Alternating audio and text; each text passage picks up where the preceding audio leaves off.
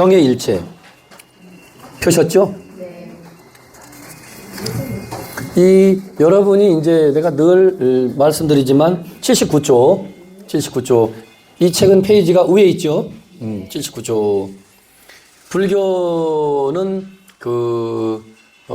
계율과 선정과 지혜 이래 가지고 일명 삼학이라고도 표현해요. 삼학. 세 가지 배움이라는 거예요. 불교 공부는 또 때로는 교리적으로는 삼학이라고 세 가지 학문 체계로 이루어져 있다 이렇게 말할 수도 있어요. 근데 계율과 관련된 거, 술 먹지 마라, 뭐 하지 마라, 일상의 뭐 윤리, 도덕, 생활 규범 그런 모든 것들이 불교에서는 계율이라고 그래요. 그래서 계율과 관련된 것은 자 따라하세요. 계학. 그 다음에 참선과 관련된 선정, 참선과 관련된 모든 부처님 경전의 말씀은 금강경이 됐건 법화경이 됐건 어떤 경전이 됐건 아무 상관없이 선정과 관련된 그 내용으로 많이 이루어져 있는 그런 경전은 다 선정의 학문이니까 따라하십니다. 정학.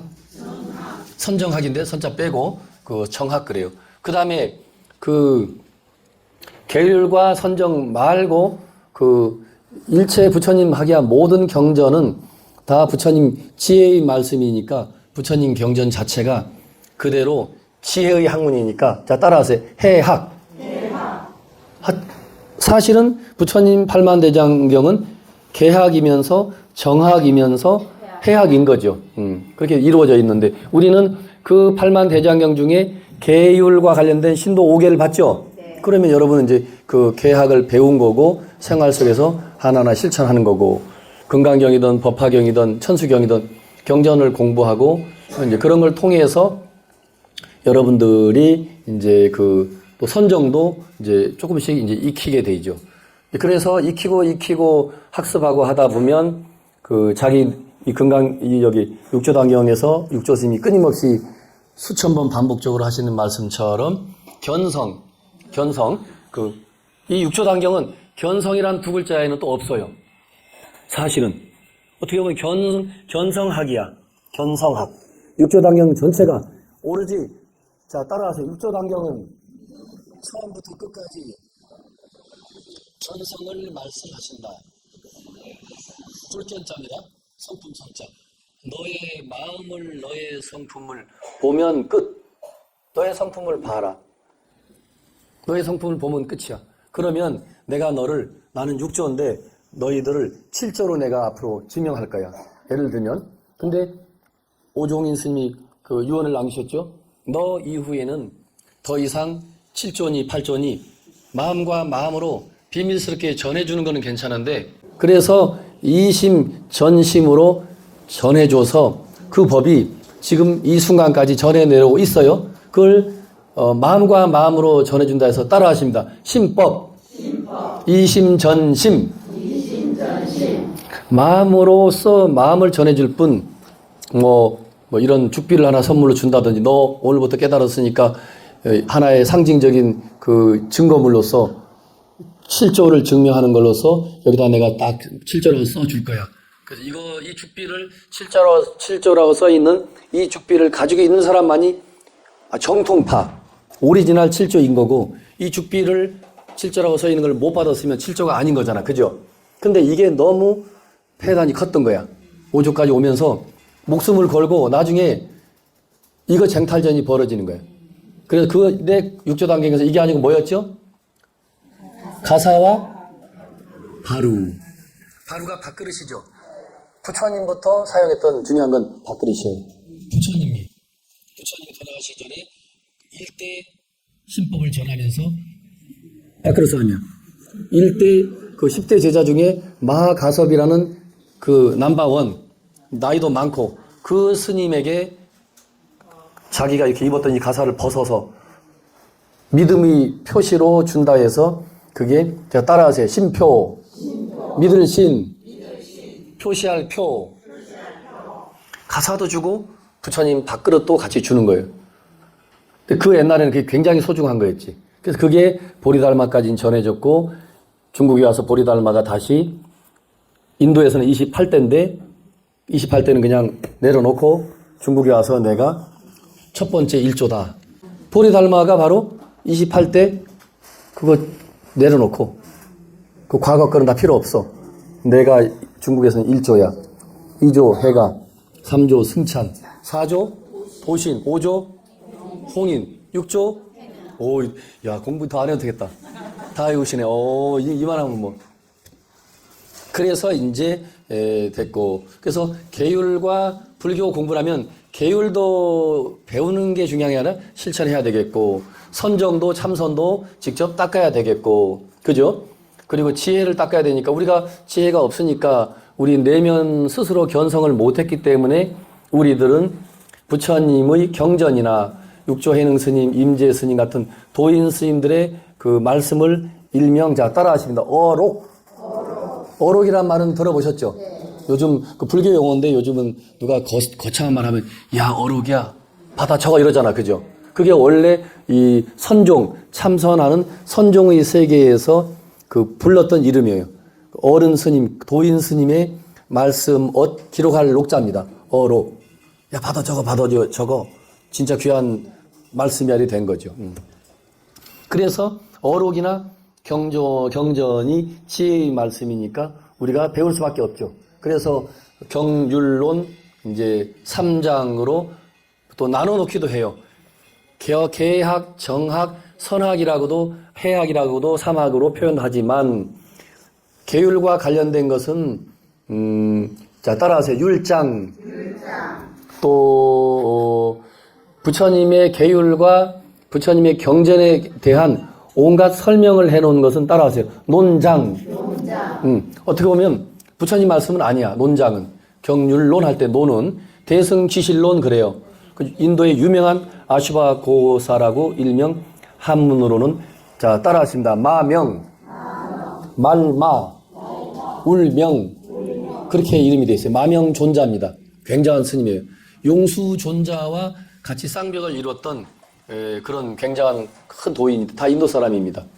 그 마명, 존자, 용수, 존자 이런 분들이 다 뛰어난 분들인데 그분이 지은 저술, 그분이 직접 쓴 책이 불교 어떻게 보면 불교를 그 당시만 해도 최고의 알리는 설명서인 거야. 불교 설명서. 아주 그냥 논리 정연하게. 그 대승기실론. 그런 게 많아요. 그런 논이 많은데 그 수많은 다 논는 부처님 말씀이 아니고 부처님 경전과 그 율장, 계율에 관련된 그 경전은 그 율장이라고 그래요. 냉장고 할 때 창고장자. 계율이 요렇게 한 장으로 있는 게 아니고 수천 권이 있으니까 창고에 가득 쌓여 있을 정도로 많으니까 감출장자를 써서 율장 그래요. 경은 한 권이 아니고 수천 권이니까 또 경의 무덕이니까 경장 그래요. 감출장. 논도 수천 수만 권이니까 논장 그래요. 경율론 이제 3장으로 부처님 해인사에 있는 팔만대장경을 그렇게 분류하면 이거는 계율과 관련된 팔만대장경 장경판이네. 마치 조금 비유하면 빨래판처럼 생겼어요. 양면으로 그 경율론 3장을 다 새겨서 우리 도장 찍듯이 먹물을 찍어서 나중에 한지에 찍어서 우리가 옛날 방식의 인쇄술은 그렇게 했던 거죠. 그래서 경장, 율장, 논장 3장이죠. 부처님 팔만대장경 그냥 불경하면 한 글자로 불경이라고도 말하지만 불경은 셋으로 나누면 자 따라하신다. 불경은 셋으로 분류하면 경장, 율장, 논장이라고 할 수 있다. 그래서 그 계율과 관련된 학문은 계학이라고 따라하십니다. 계율과 관련된 학문은 계학이라 하고 참선과 관련된 학문은 선정이니까 정학이라 하고 지혜와 관련된 학문은 해학이라고 한다. 그렇게 돼 있어요. 그러니까 계율에도 개정해가 다 있을 수 있고 또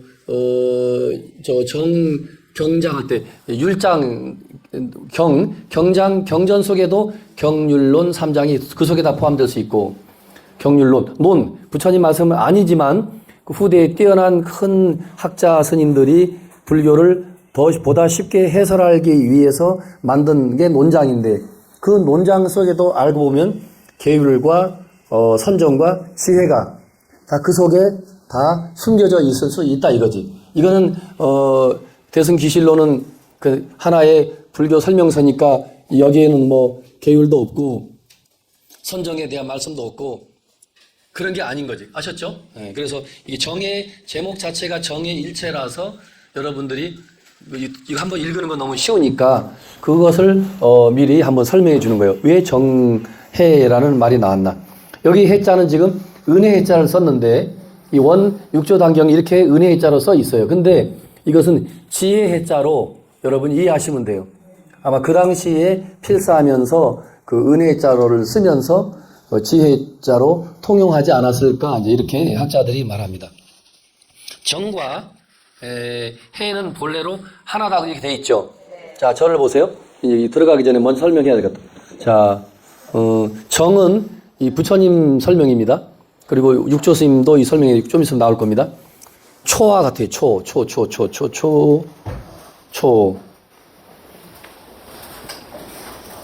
자, 관세모살님. 자, 이게 이제 이 초 자체를 정이라고 표현해요. 잘 들으세요. 근데 초에 심지가 있고 불을 붙였죠. 그래서 이 불은 지혜자 해에 해당돼요. 해. 이 해는 이 불은 초심지도 필요하지만 이 초라고 하는 이 초가 없으면 촛불이 존재할 수 있겠어요? 없죠.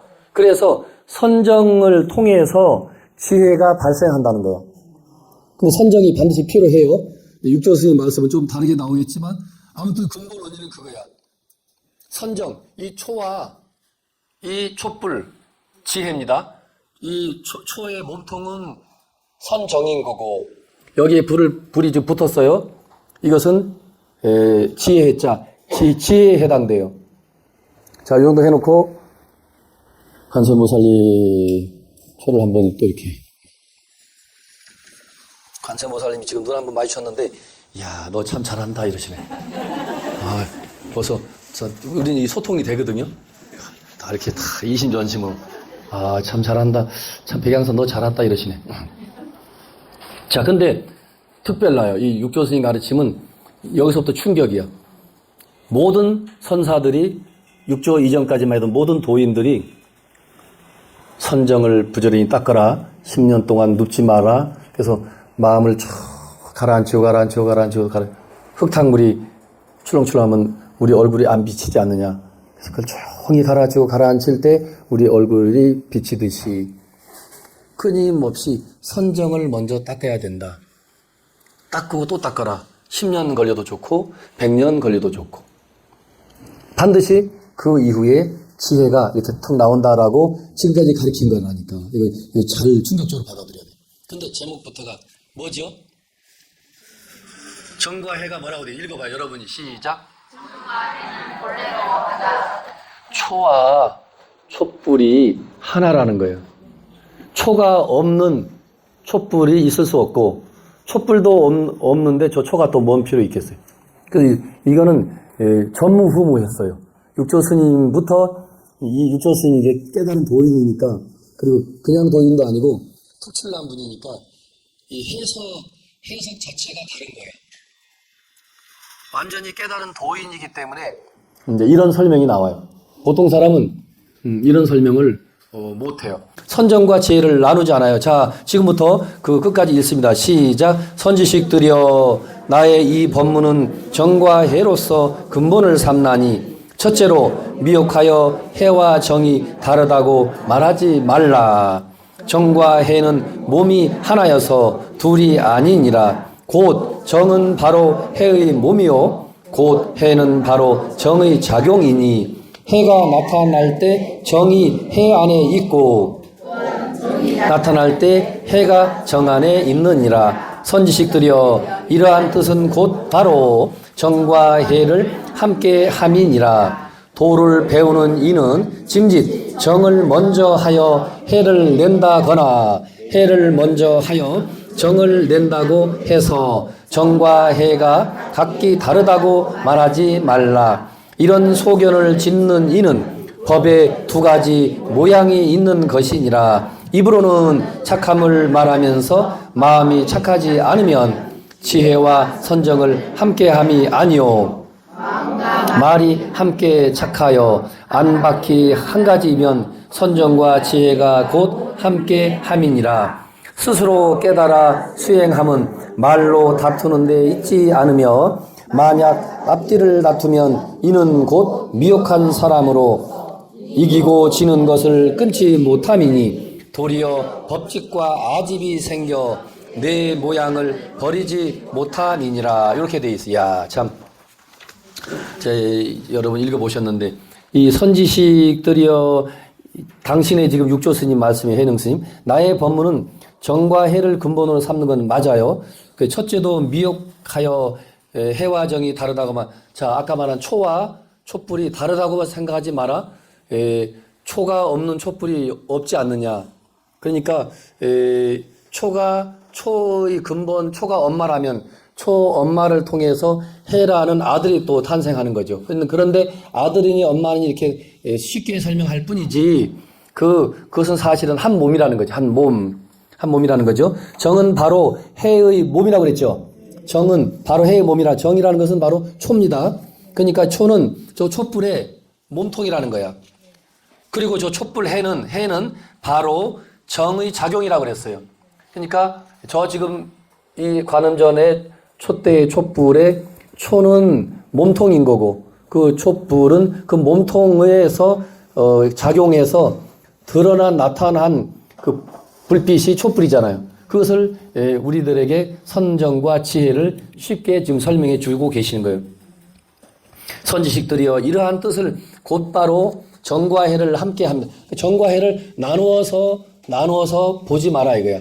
그리고 우리가 참선을 하는데 참선하는 사람도 우리가 수행을 한다고 화두를 들고 또는 연불을 들고 하면 연불 참선, 화두를 들면 화두 참선인데 공부를 할 뿐이지만 굳이 선정과 지혜를 나누어서 이렇게 분별해서 따로따로 이렇게 선을 꺼놓고 이거는 선정이고 이렇게 하면 나중에 해가 생기는 거야 라고 나누지 말라는 거지. 우리 해능 스님은 도를 배우는 이는 짐짓 정을 먼저 하여 이게 그 당시 폐단이었어요. 그리고 같은 오조 스님 문화에서 원래 수제자 될 뻔했던 오조 홍인 스님의 북종의 참선의 지도 방법이 선정 먼저예요. 선정 먼저야. 정을 먼저 닦고 다음에 해가 발생한다라고 주장하는데 우리 육조 스님은 선정이 먼저라거나 지혜가 먼저라거나 그런 가르침은 없어요. 선정과 지혜와 선정이 동시라고 가르쳐 주시는 분이에요. 이게 육조 스님 이전에는 없었어요.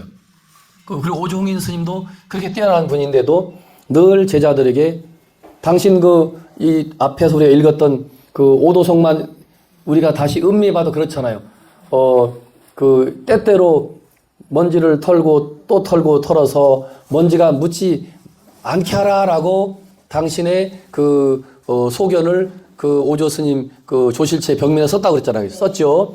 근데 우리 노행자는 때때로 털고 털으라고 하지 않고 본래 먼지 하나가 본래가 없는데 무엇을 털고 말고 자식할 게 뭐가 있어? 참 이상한 저 사람 이상한 사람이네. 본래 우리의 불성은 자 따라하십니다. 불성은 본래 청정하다.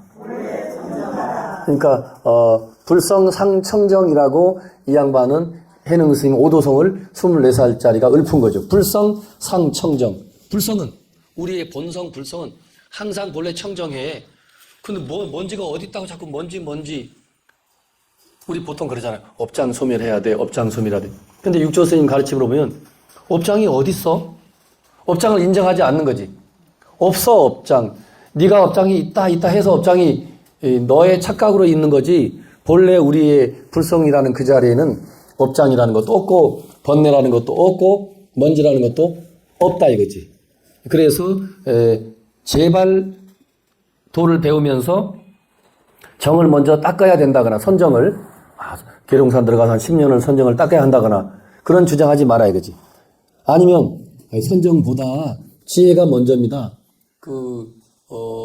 지혜가 먼저 발생해야지 동쪽인지 서쪽인지 분명하게 이쪽이 동쪽이구나 하고 알고 가야지 나중에 동쪽으로 가면 낭떠러지가 없고 서쪽으로 가면 낭떠러지가 있다 한다면 미리 아는 것도 그 지혜이거든, 지혜.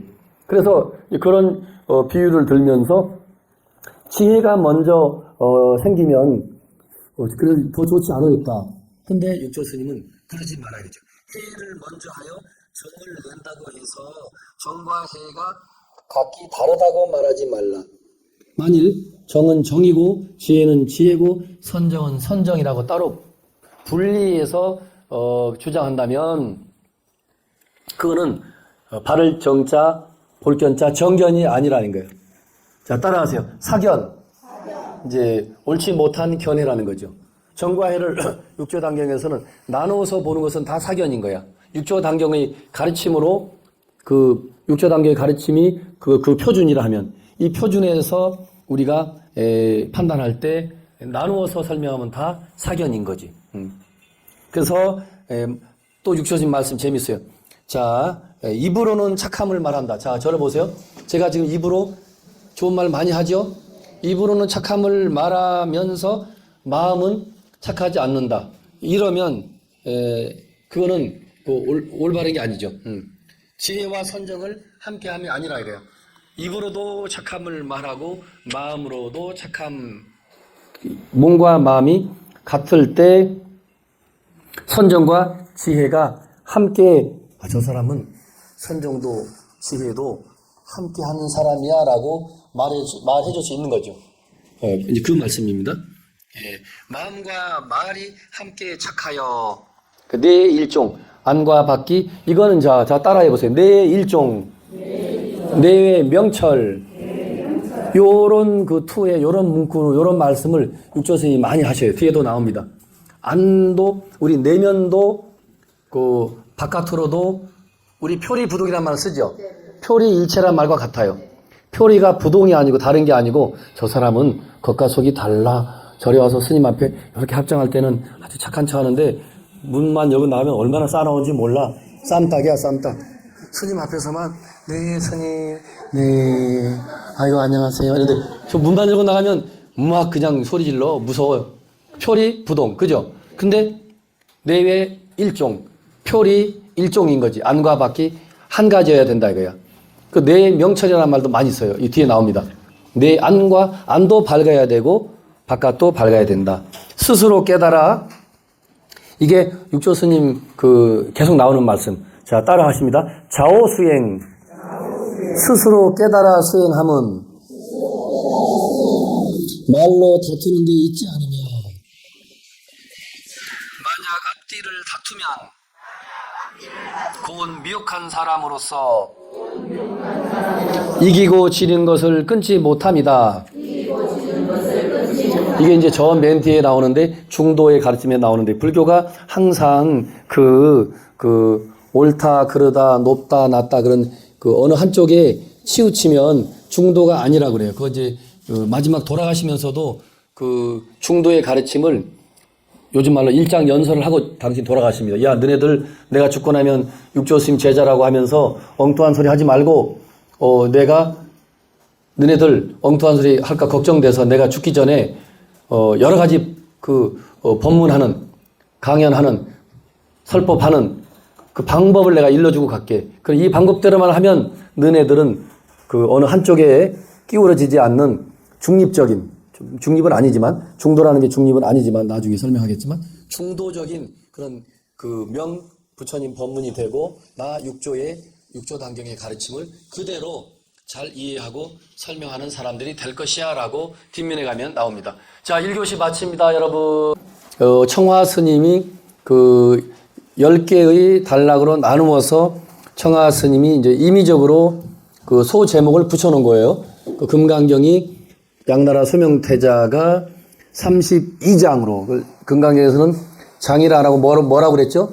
분, 그죠? 32분으로 나누었듯이 이 육조단경을 청화 스님께서는 10장으로 나눠놓은 거죠. 근데 오늘 제 2장에 해당되는 정의 일체를 아까 1교시 시간에 배웠는데 그 1교시 시간에 마지막에 보면 뭐라고 되어 있느냐.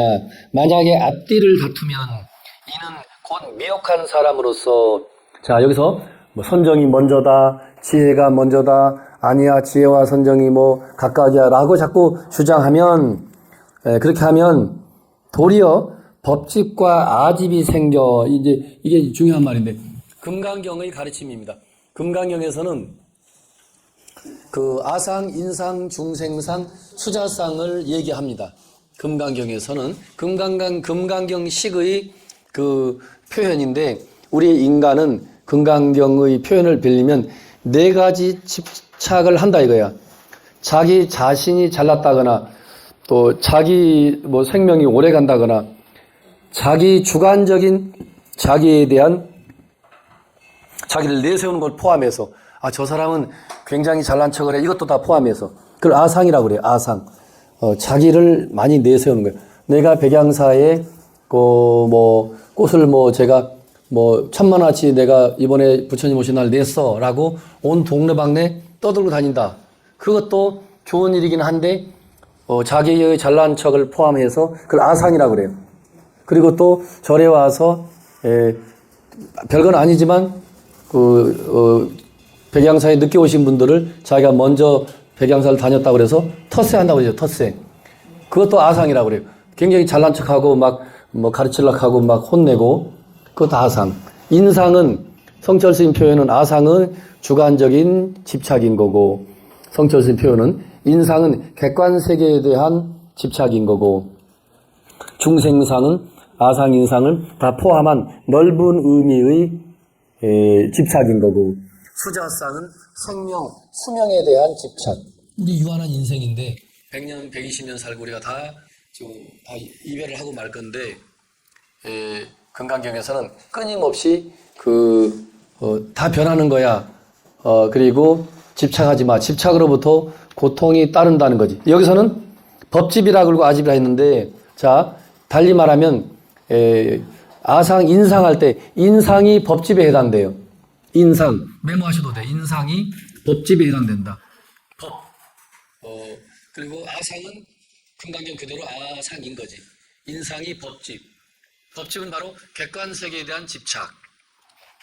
그래서 선정이 먼저다, 지혜가 먼저다 자꾸 다투고 그러면 그 사람은 아직 불법 부처님 공부 수행법을 몰라서 그러는 거야. 그리고 금강경식으로 이분이 해능 스님이 늘 반야바라밀 금강경을 강조하신 분이니까 아상이상 중생상 수자상 자 그렇게 해서 사상을 자 따라하십니다. 선정과 지혜와 선정을 따로 닦아야 한다라고 주장하는 사람들은 아상과 인상, 법칙과 아집에 벗어나지 못한 사람이다. 그래서 그런 주장한다 이거예요. 한 장 넘겨보세요. 이제 아주 이게 기가 막힌 내용이 나옵니다. 자, 일단은 이 부분을 얼마 안 되니까 좀 길지만 끝까지 제가 스톱 안 하고 일단 읽겠습니다. 일행삼매부터 시작. 일행삼매란 어느 때나 가거나 머물거나 앉거나 눕거나 항상 고든 마음을 행하는 것이다. 정명경에 말하기를 고든 마음이 바로 도량이요 고든 마음이 바로 정토라고 하였다.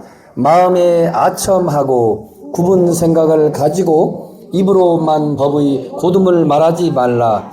입으로는 일행삼매를 말하면서 부처님 제자가 아니니라. 단지 고든 마음으로 행동하여 모든 법에 집착하지 않음을 일행삼매라고 하느니라. 그러나 미혹한 사람은 법의 모양에 집착하고 일행삼매에 국집하여 고든 마음은 앉아서 움직이지 않는 것이라고 하며 망심을 제거하여 일으키지 않음이 일행삼매라고 하나 만약 이와 같다면 이러한 법은 무정과 같은 것이니 도리어 도를 장애하는 인연이니라.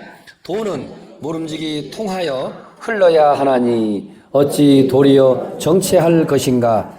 마음이 머물러 있지 않으면 바로 통하여 흐르는 것이요 머물러 있으면 바로 속박되는 것이니라. 만약 앉아서 움직이지 않음이 옳다고 한다면 사리부리 숲속에 조용히 앉아 있는 것을 유마일이 꾸짖었음이 합당하지 않느니라. 선지식들이여,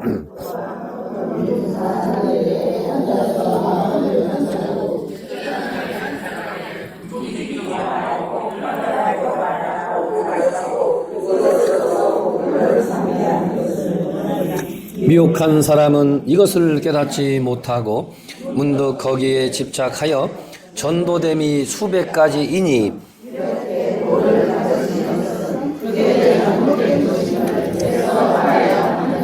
선지식들이여, 정과 해는 무엇과 같은가? 등불과 그 빛과 같으니라. 등불이 있으면 곧 빛이 있고 등불이 없으면 빛이 없으므로 등불은 빛의 몸이요 빛은 등불의 작용이니 이름은 비록 둘이나 몸은 둘이 아니니 정과 해의 법도 또한 이와 같으니라.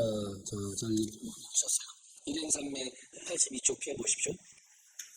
다시 이제 불교에서 같은 뜻인데 자 따라하십니다. 일행산매, 일상산매, 일상산매, 일행산매.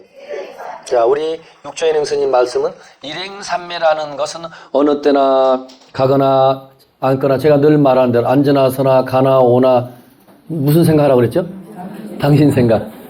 가나 오나 앉으나 서나 오로지 당신 생각 하나로 똘똘 뭉쳐있는 것이 일행산매예요. 진짜입니다. 일행산매 그렇게 쉽게 이해하시면 좋아요. 아, 가나 오나 앉으나 서나 정말로 오로지 이 육조단경 같으면 마하바냐바라밀 마하바냐바라밀을 놓치지 않는 거죠. 가나 오나 앉으나 서나 눈만 뜨면 눈 감고 잠들어서 꿈속에서 없다만 할 수 없지만 눈 뜨면 바로 마하바냐바라밀 마하바냐바라밀 마하바냐바라밀을 놓치지 않아서 그 하나가 되는 거죠. 분리되지 않고 하나가 되는 거죠. 그것이 그 일행제 삼매라고 하는데 정명경은 다른 말로 메모하십시오. 유마경을 말해요. 유마경. 인도의 유명한 부처님 살아생전에 부처님 10대 제자보다도 더 뛰어난 그 도력을 수행력을 갖춘 사람이 유마거사라 합니다. 일명 유마거사. 그 유마거사의 그 설법집을 경이라고 그래요. 유마경. 또는 유마힐경이라고도 해요. 인도 말이니까 유마힐, 유마인데 실자 떼내고 그냥 유마. 근데 그 유마라는 게 인도 말인데 한문으로는 정명이에요. 정명. 우리 여기 정명심 있었죠? 네. 정명. 그 정명은 밝을 명자를 쓰고 여기는 이름 명자를 썼네요. 청정하의정 발이름명. 정명경에서 이르기를 야 멋있는 말. 이게 육조스님하고 뭐라 하나 코드가 딱 맞는 분이에요. 육조스님이 전부 이런 식의 말씀인데 자 너무 쉬워요. 직심. 자 저를 보세요. 마음이 굽어 있거나 삐딱하지 않고 늘 고든 마음이 그거야말로 부처님 도량이라는 거예요. 마음이 고든 것이 정멸보궁이고 부처님 도량이라는 거지. 요 제가 쓴 요 뒤에 발음문에도 있듯이 뭐라고 돼 있느냐. 밝은 마음이 극락이라고 돼 있죠. 맑은 마음이 아미탑이라고 돼 있고 이렇게 돼 있고 또 쭉 중간에 보면 이렇게 돼 있고 이제 그렇게 돼 있으면서 그래서 정멸보궁이 따로 있고 부처님 청정도량이 따로 있는 게 아니야. 정명경이나 육조단경에서의 가르침은 돈법이기도 합니다. 자, 돈법이고 뭘로 갑자기 벼랑간 번개구 불에 콩 구워 먹듯이 속전속결로 이루어져 있는 가르침이기도 해요. 그래서 또 이런 말씀과 연결돼요. 우리는 도량도 청소도 해야 되고 청정한 도량, 청소가 안 되면 청정하지 못한 도량 이렇게 자꾸 구분지어서 하려고 그러는데 도낭번 육조단경이나 우리 유마경, 정명경에서는 그런 겉으로 드러나 있는 청정 그런 거 따지지 않아요. 너의 마음이 고두면 그것이 정멸보궁이야. 너의 마음이 청정하면 그것이 도량이야. 부처님이 모셔져 있어서 도량이 아니고 부처님이 모셔져 있어서 대웅전 법당이 아니고 대웅전 칠성각 뭐 부처님 도량 부처님 사리를 모셔져 있어서 불도량 청정도량이 아니다 이거야. 그것도 도량인 건 맞지. 그러나 우리가 마음 공부하는 이 선종의 세계에서는 그걸 오해하시면 안 돼요. 이 선의 세계에서는 부처님이 있고 없고가 절의 기준이 아닌 거예요. 부처님 있고 없고가 기준이 아니고 너의 마음이 직심, 삐딱하지 않고 밝고 고든 마음이면 그게 바로 거기에 부처님이 계시는 거고 마음이 늘 우중충하고 삐딱하면 부처님을 천부가 아니라 억만부를 모시고 살아도 그 부처님 도량이 아닌 거예요. 이거지. 아닌 거야. 굉장히 어떻게 보면 파격적인 말씀인 거죠.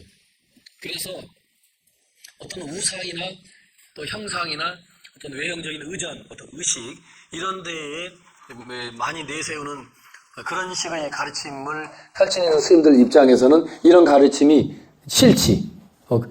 신도들 한 명도 안 올 거야 이제 나중에. 부처님 안 오셔도 뭐 내 마음이 청정하면 거기가 정멸보궁인데 통사 갈 거 있습니까? 그러니까 절에 안 가도 된단 말이지. 그러니까 그런 스님들은 스님 그렇게 말씀하면 절에 신도 한 명도 안 와요. 마음이 고든 마음이 도량이라 하지 마십시오. 부처님이 모셔져 있는 곳이 부처님 도량인 거고 마음이 깨끗하든 말든 그건 관계없고 부처님은 부처님 도량은 부처님 모셔져 있는 곳이 부처님 도량이잖아. 근데 왜 그거 다 제끼고 마음이 청정한 게 정멸보궁이고 도량이라고 그렇게 말씀합니까? 신도 한 명도 안 오게 생겼네 이래 된다고. 근데 이게 정법인 걸 어떻게 해? 이게 정법인 거야. 기가 막힌 정법이지. 자, 그래서 정명경에서는 고든 마음이 바로 도량이고 고든 마음이 바로 뭐라고 그랬어요? 말 다 했잖아요. 이거 유마경의 유마거사의 말씀인 거예요. 부처님도 꼼짝 못할 정도로 굉장한 분이에요. 유마거사의 별명이 다른 말로 자 따라하세요. 두구대사. 이 막을 두 입구자입니다. 입을 항상 무건을 하고 주로 계셔요. 그 하나의 에피소드가 있어요. 늘 소문이 나기를 유마거사가 굉장히 지금 어디가 아프다는 거예요. 아파서 석가모니 부처님도 보러 안 오고 그래서 소문을 듣자 하니 유마거사가 많이 편찮하다고 하니 제자들에게 여러분들 중에 문병을 내 대신 좀 갔다 와라. 유마거사한테 갔다 와라 해서 하는데 부처님 10대 제자 중에 한 사람도 자원하는 사람이 없어요. 왜? 너무 센 사람이거든. 잘못 문병하러 갔다가 뭐 몽둥이 찜질 맞아 죽는 건 아니지만 이게 이 파워가 만만한 분이 아니야. 굳이 토론을 해도 게임이 안 돼. 그런데 누가 간다고 그랬더라고. 나중에 이제 다른 사람들은 다 갔다가 KO 당하고 물러나고 문수보살이 갑니다. 이거는 그 부처님 10대 제자 가지고는 안 돼. 적어도 문수보살 정도가 돼야지 유마거사랑 뭐 좀 말을 섞어볼까? 그래서 거사님 어디가 그렇게 불편하십니까? 라고 하니까 중생이 아픔으로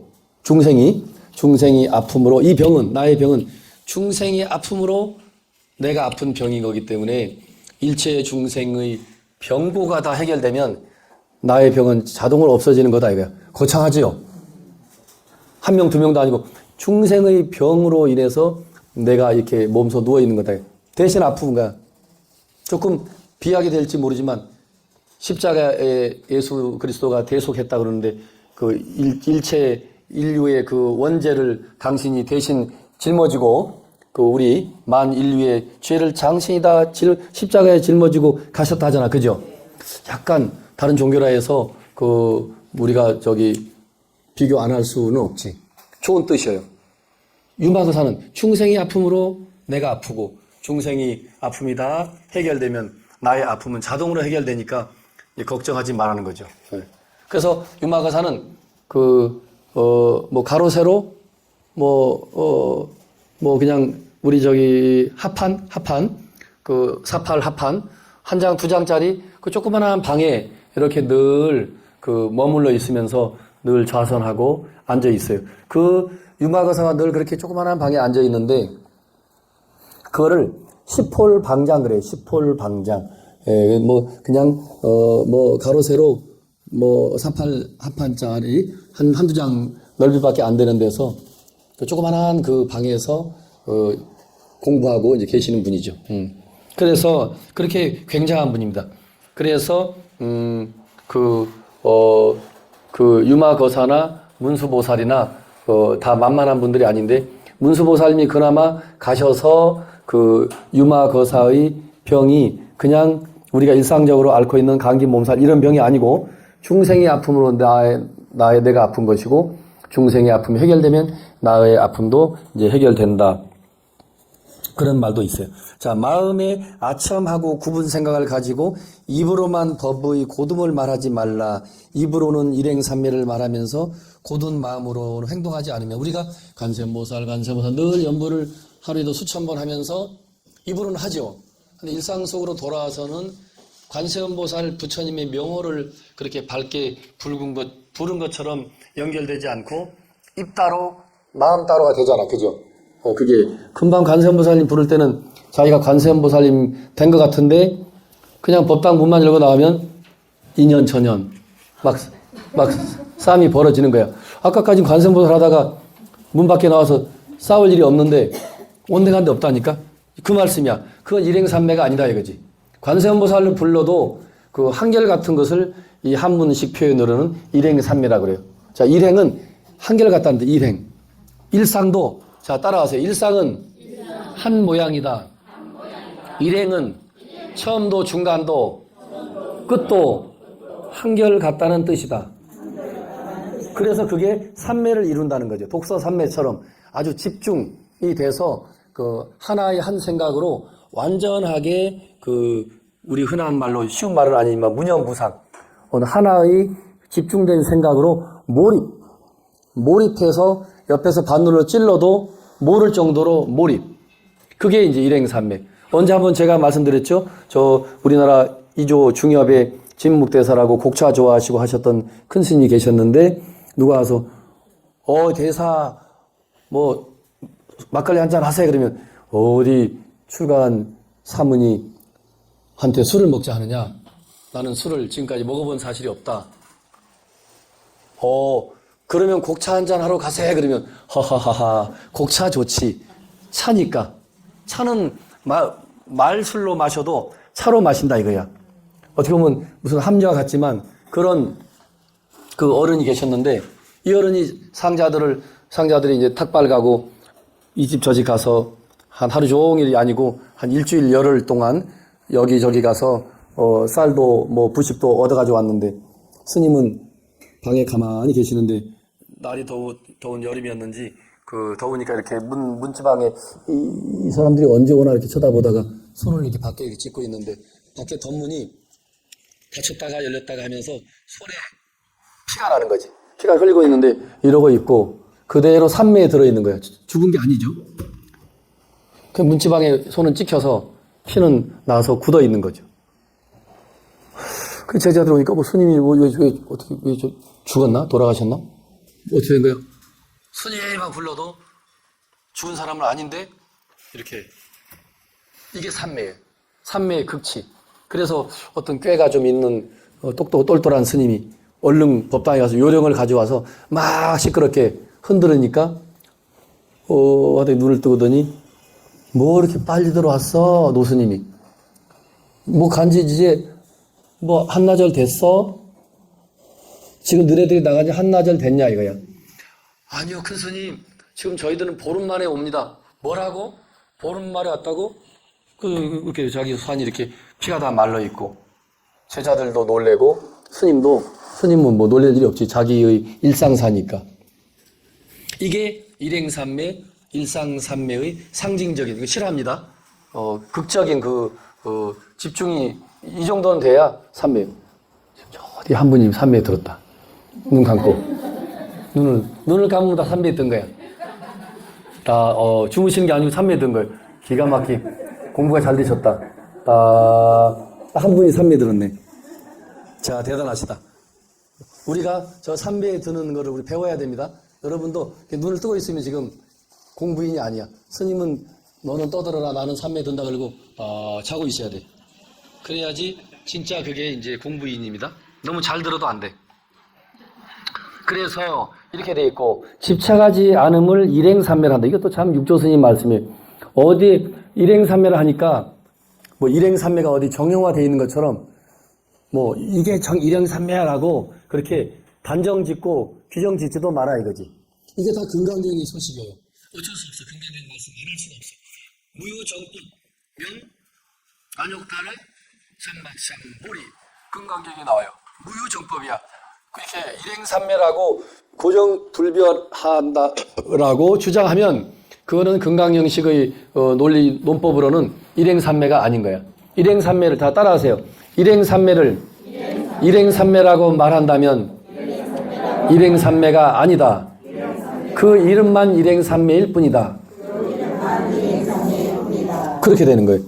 그러나 미혹한 사람은 법의 모양에 집착하고, 자, 이거 재밌어요.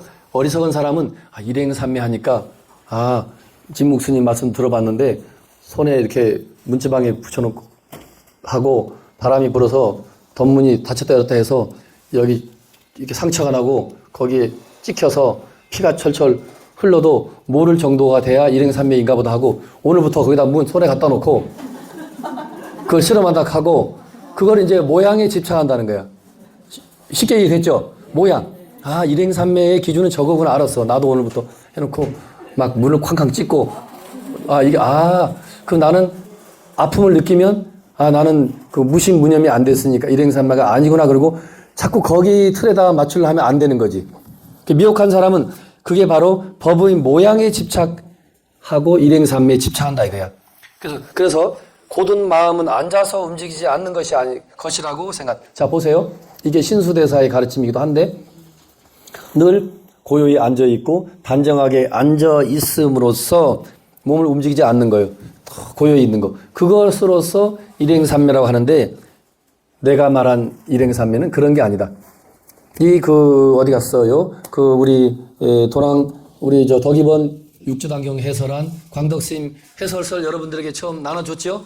거기에 보면 육조 스님의 그 일행삼매 일상삼매를 잘 풀어놓은 거예요.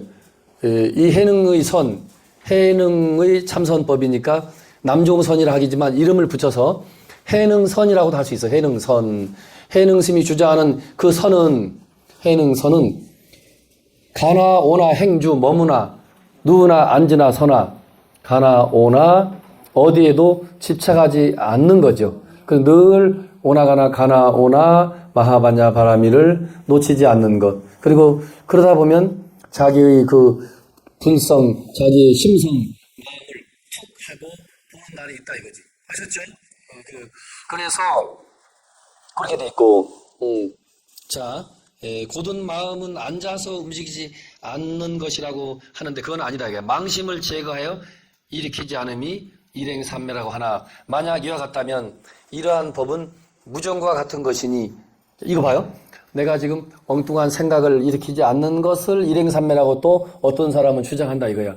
근데 인간이 지금 이 순간도 부시럭부시럭하고 또 이 강의도 듣고 하면서도 또 다른 나의 의식은 또 바깥에 사람이 소리 나는데도 우리가 또 팔려 있거든요. 왔다 갔다 하고 이제 끝나면 또 이따 또 누구도 집에도 가야 되고 또 신랑하고 또 몇 시에 만나기로 했고 아들도 지금 만나야 되고 별 생각 다 나거든. 그런 생각을 안 하는 것을 일행삼매라고 주장하지 마라 이거야. 아니다 이거야. 그 생각을 안 하고 있는 것을 일행삼매로 하면 육조 스님이 비유를 드는 거예요. 그거는 돌, 나무, 무정물이다 이거야. 인간이 무정물은 아니지 않느냐 이거야. 그러니까 아무 생각 안 하는 걸로 일행삼매, 일상삼매라고 착각하지 말라. 그것은 아니다.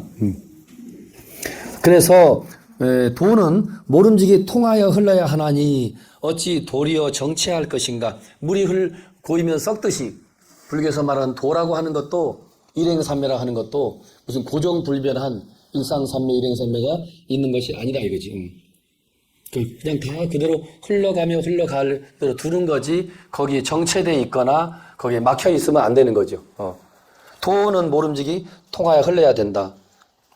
정체되면 안 된다. 마음이 머물러 있지 않으면 바로 통하여 흐르는 것이요. 머물러 있으면 바로 속박되는 것이다. 이것도 뭐지? 이것도 다 금강경의 가르침이에요. 이게 지금. 육조스님의 가르침은 알고 보면 전부 금강경의 가르침을 육조스님이 완벽하게 깨달아가지고 자기 스타일로 말씀하시는 거예요. 금강경이 전부, 자, 따라서. 금강경은 무념, 무상, 무주. 금강경은 생각 없음을 으뜸으로 삼고 어디에도 머무르지 않는 것을 근본으로 삼고 어떤 형상에도 머물지 않는 것을 근본으로 삼는다. 그 말을 육조 스님이 이렇게 하시는 거예요. 마음이 머물러 있지 않으면 어디에도 머물러 있지 않는 거니까 무념, 무상, 무주를 얘기하는 거예요.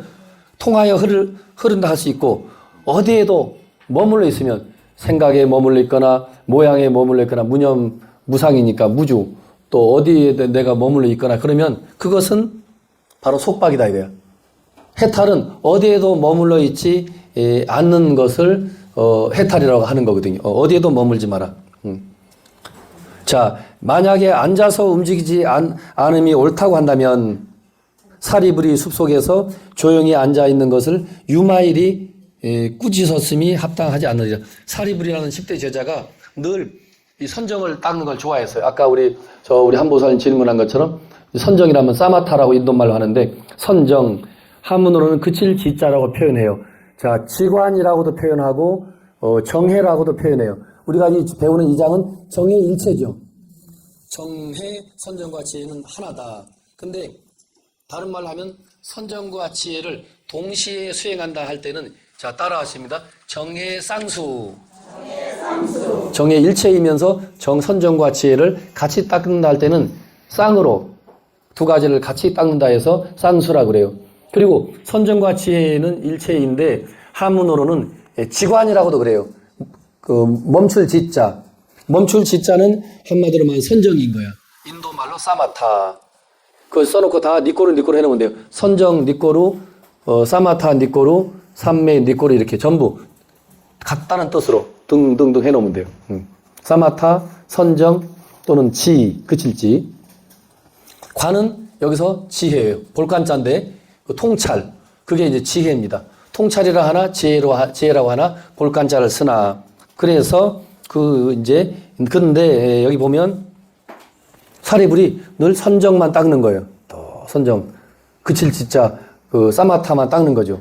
그래서 유마 거사가 일반 속인이지만 도가 높은 사람이니까 지나가면서 아니 사리불은 늘 그렇게 고요한 숲속만 굳이 찾고 사람들이 많은 곳은 피하고 그렇게 해서 그 고요한 곳에만 도가 있는 줄 아는데 그거 아니야 라고 유마힐 거사가 오히려 스님을 꾸짖는 거죠. 이 내용을 육자인의 스님 인용한 까닭은 일행삼매라고 했건 일상삼매라 했건 그것은 고요함을 유지한다 해서 그 일행삼매가 이루어지는 건 아니다 이거지. 그러니까 그런 너무 그 고요함을 주장하지도 말라.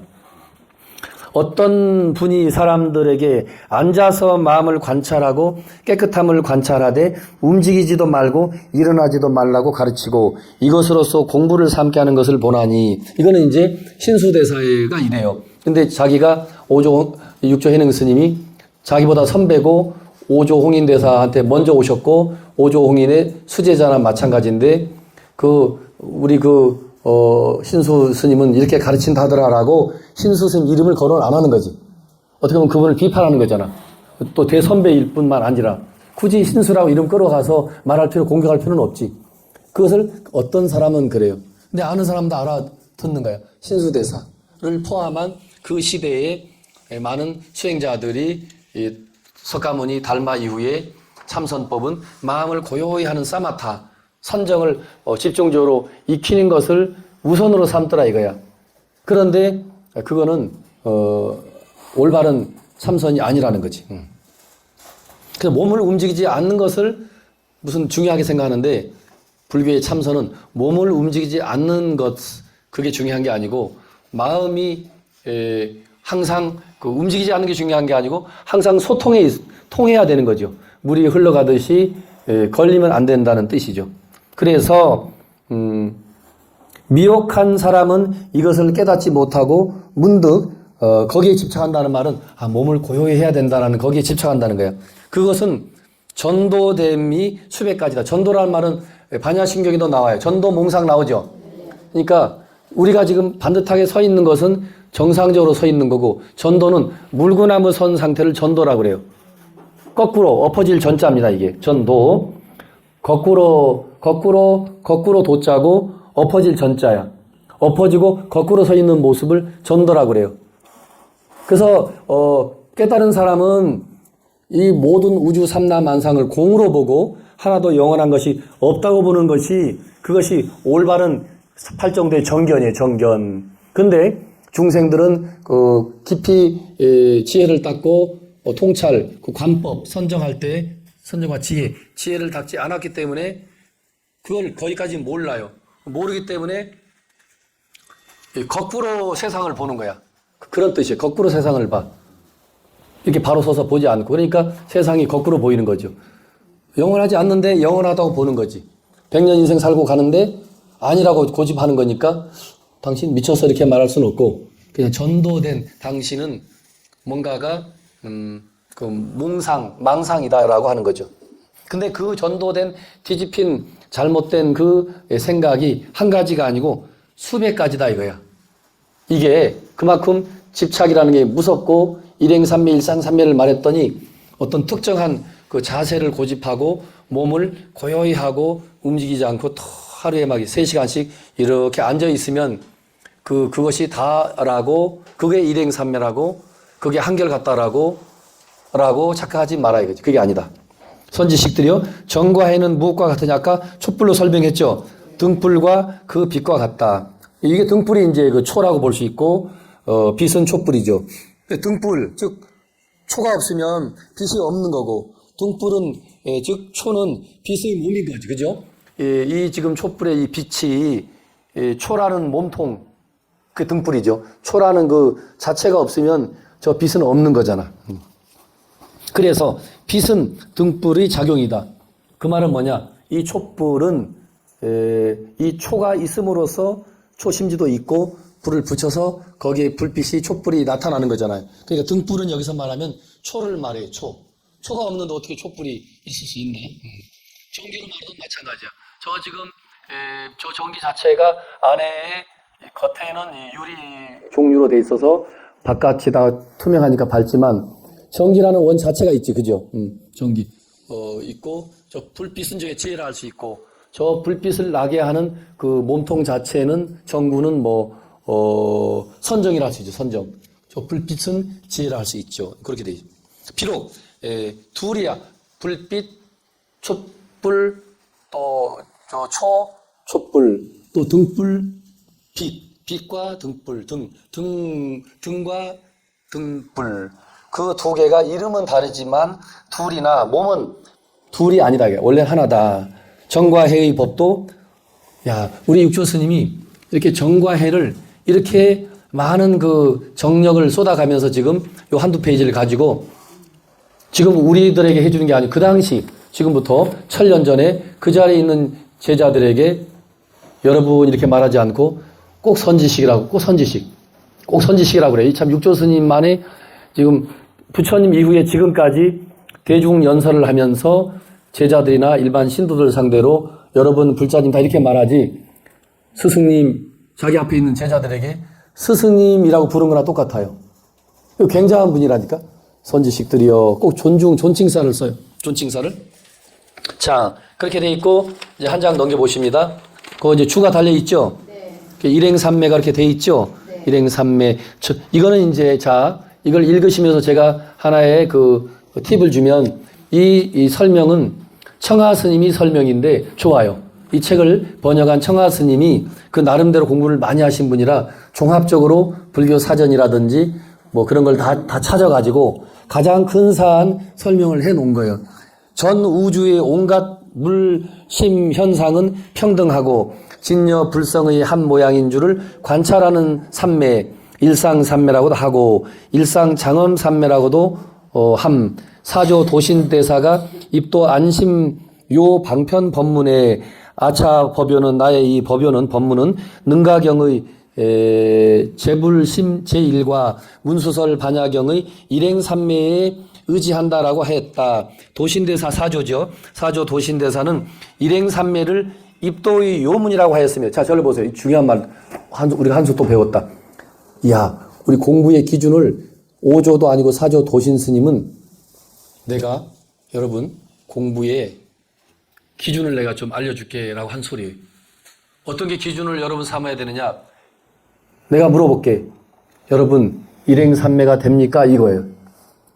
아, 저 일행삼매가 됐는데요? 그러면 진리 도에 그다 깨친 거 아니야. 도의 문에 입문 들어오는 것을 허락하겠다.